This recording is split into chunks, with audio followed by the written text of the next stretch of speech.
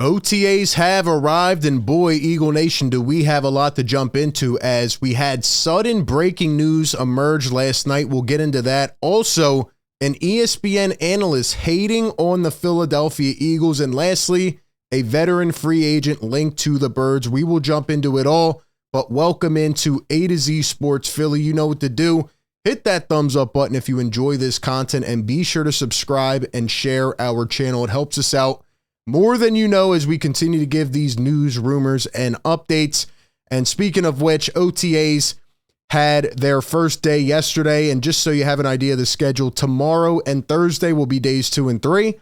Then May 28th, then the 30th and the 31st, and then mandatory minicamp will roll around in the first week of June. So we will have you up to date on all of the news. We did not get a lot out of OTAs yesterday, but boy, did we get an explosion of news and reports, including one Philadelphia Eagles player retiring out of the blue. We will jump into that momentarily, but before we do that, got to give a shout out to our great partner of today's show, and it is BetMGM. Enjoy all your favorite sports like never before at BetMGM. Sign up, use our code ATOZPA, and get up to $1,000 back in bonus bets if you do not win your first bet. With BetMGM, you'll get instant access to parlays, live bets, player props, and daily boosted odds specials. And with BetMGM at your fingertips, every play and every game matter more than ever. So find out why BetMGM is the king of sportsbooks. Sign up today, download the app, use our code ATOZPA, and get up to $1,000 back in bonus bets if you do not win your first bet. Visit BetMGM.com for terms and conditions. And if I was a betting man, I mean, in the last week or two, based on our conversations, based on the reports, based on the article that we just reacted to from Ruben Frank, I would have said, look, DeVante Parker is going to be wide receiver 3. And out of nowhere, out of thin air, last night, boom, we get a Schefter bomb. After 9 seasons, Eagles wide receiver DeVante Parker has decided to retire. As much as he looked forward to his time with the Birds, Parker decided that the time had come to spend more time with his family. That includes 4 children. 31-year-old Parker walks away from the NFL, looks forward to whatever is next. So shout out to DeVante Parker. You know, he saw what his interests were and he wants to take time and spend it with his fam. Shout out to him. I wish him the best of luck post-football. But it now sparks an even bigger question. Who is that wide receiver 3 going to be for the Philadelphia Eagles? And people are out here saying that the Eagles got hit with another Frank Gore, that they got hit with another Miles Jack. This always happens to the Birds, but thankfully he's just a backup wide receiver. And a lot of people said that he was going to be wide receiver 3, but we did also mention, man, he has struggled the last several years. And now it really opens the question because, well, when you think about it, you look at the wide receiver room, A.J. Brown, DeVante, you got Paris Campbell, who you picked up, who's a bit younger, but has definitely struggled as a second-round pick. And then you look at this year, 5th round, you draft Anais Smith, who maybe could be that slot target and maybe could provide some more speed for this team at 176. Then you have Johnny Wilson, who could probably be a red zone target at 6'6", Britton Covey, Joseph Nada, et cetera, et cetera. But I think now, especially if AJ and DeVante, if one of them were to go down, like, you have some serious questions. We hope they're healthy. We hope they have a tremendous season, but you do have to start thinking about these things. And I would presume that if we get to training camp and we get closer to, say, preseason, maybe there's a team out there that cuts a receiver, you know, who either is going to save them a roster spot or save them some money or whatever it is, or maybe just isn't a fit on their team and gets cut. I think the Birds are going to be all over it. So look, maybe one of the young guys can step up and assume that role. But if not, and if they're not ready yet, the Birds are going to have some big questions. So definitely something to keep your eyes on. And speaking of keeping your eyes on, here are the storylines and OTAs put out by ESP. And obviously he should be talking about something else right now. Not going to touch that anymore. But a couple questions going into OTAs, right? I'm not going to bore you with these paragraphs, but one, who's the backup right guard? Looks like it's going to be Tyler Steen getting the majority of the reps. Who's going to be the next guy up? Is it Trevor Keegan, who they drafted? What about Mekhi Becton, who they signed? Matt Hennessy, who is not going to make the roster? There will be a lot of competition. Who gets the first reps at outside corner? I think this will be intriguing, but I would assume it would be Quinyon Mitchell based on what we are hearing already. But, you know, hopefully Cooper DeJean is also in that mix as well. Who is wide receiver 3, which we just talked about? Is Hurts under center? We've heard a lot of, different football talk from Kellen Moore in terms of how he plans to implement, a new design, but also try to take what worked from last season with the Birds. So he does typically like to run his quarterbacks a little bit more under center.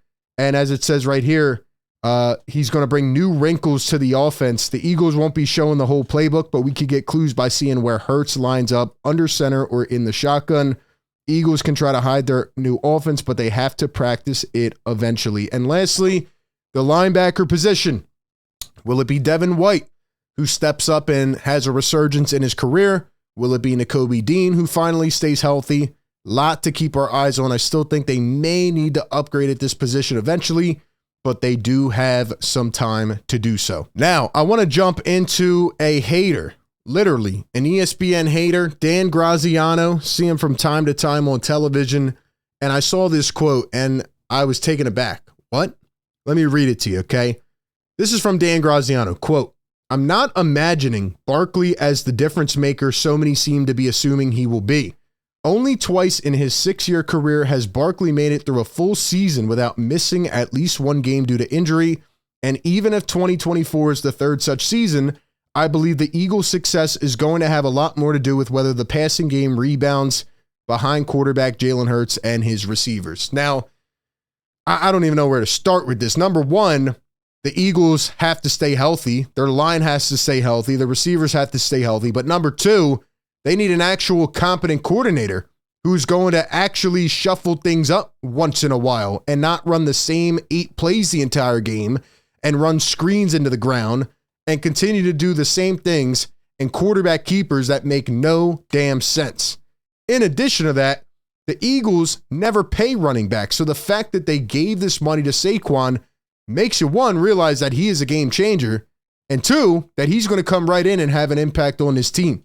Sure, he needs to stay healthy, but guess what, Dan Graziano? Saquon Barkley doesn't have to be the giant Saquon Barkley. He doesn't have to run 85% of the offense and run into the ground, and by the time we get to week 12, be burnt out and injured, and they're still stuffing him into the run game. He does not have to be that guy. I mean, Saquon literally was the Giants' offense for 2 to 3 years, and they just overburned him, and then they didn't want to pay him, which is what happens now with running backs, and it's crazy. So Saquon does not have to do as much. He's going to be lethal. He's going to be more fresh, and Jalen Hurts will certainly rebound. He's got 2 of the best receivers in the game, 1 of the best tight ends. If Kellen Moore is competent, or at least a lot more competent than Brian Johnson was, this Eagles team is set up for pure success. So I don't understand why he is thinking that Saquon Barkley is not going to have an impact when the guy has been through the ringer in New York and still has produced the way he did and almost had 1,000 yards last year. It's just absolute hate at this point. Now, on the other side, Brian Dawkins, Eagles legend, put it perfectly, in my opinion, and this is one of the reasons why B-Dawk is one of my favorite birds ever, because of his mindset. Quote, "If you went through that pain should rise your leadership. Pain drives you, man. Pain can make you recognize what you need to do better." 100%. And that's the killer mindset that Dawkins played with every single week. Now, when talking about Vic Fangio, he says, quote, "What has his other defenses done? What have they been about? If his last couple of stops give you any highlight of what to expect, you can expect this defense to be vastly improved." So Brian Dawkins buying in stock on the new Eagles defense, and, hopefully on Vic Fangio coming back around town and saying, you know what? No crap this year. We're going to go in with our philosophy. We're going to throw a lot at these guys and make them work and make sure they know what the heck they are doing. And a big part of that is bringing back CJ Gardner-Johnson, as we see here. Nice little video put out of CJ Gardner-Johnson along with a rookie. Look at that, getting some work in. Shout out to CJ Gardner-Johnson. I mean, he was leading the league in interceptions a couple years ago and obviously had the injury, but was a big part in the Birds getting to that Super Bowl. So hopefully he will be back and used correctly, just like everybody else, hopefully, in this defense, unlike last year. Lastly, one free agent who we talked about last week, Calais Campbell, linked to the Philadelphia Eagles. Matt Bowen of ESPN says the Eagles are the best fit. Quote, "A return to Atlanta is a possibility if he decides to play another season at 38 years old. He tied for the team lead in sacks tells you how bad the Falcons are, yet they go out and draft the quarterback. But I am looking instead at the Eagles. Campbell would fit in Vic Fangio's 30 front as a rotational end, building more depth at 6'8", 282. He can hold the point against the run game when matched up with offensive tackles, and he was a productive player last season for the Falcons, registering 28 pressures. So, look, this guy's still got a little juice left in the tank, and the Eagles need all the D-line depth that they can get, especially with guys like Fletcher Cox not being here anymore. Obviously, a lot more reliant on the young pieces, but still good to have these type of vets in there. It almost reminds me, of an Ndamukong Suh, not the same type of player, but just having that veteran presence and going out and signing some of these guys. So, look, man, Calais Campbell probably wants to win. Why not? Bring him in, give him a tryout, see if he still has it. Had a pretty good season last year, would fit a Vic Fangio scheme. Give me your thoughts down below on all of this. Appreciate you for tapping in, Eagle Nation. We will get more content as we go in the coming days, but a lot to unpack, and this team is getting ready for hopefully a very exciting summer. Give me your thoughts down below. Appreciate everybody tapping in. Be sure to like, comment, and subscribe. That being said, I will catch you all on the next one. Peace.